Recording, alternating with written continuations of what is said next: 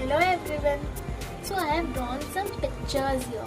You can see it is ice cream and it is pencil. Can you find some difference? Yeah, this is small and this is big. Now we see second example of a pencil. This is small and this is big. So I will write here. This is small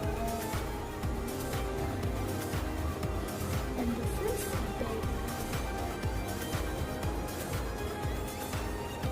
So our first chapter is small and big. So all of you remove your maths textbook. Page number 1. Small and big. Let's do exercise.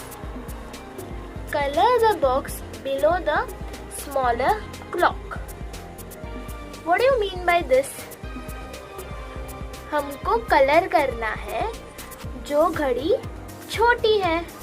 तो इन दोनों में से कौन सी घड़ी छोटी है? ये. तो हम इसे कलर करेंगे.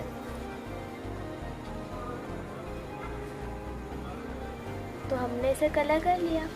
Next, colour the box below the bigger vehicle. क्या बोल रहा है? हमें कलर करना है इन दोनों में से बड़ी व्हीकल को. तो इन दोनों में से कौन सी व्हीकल बड़ी है? ये. तो हम इसे कलर करेंगे.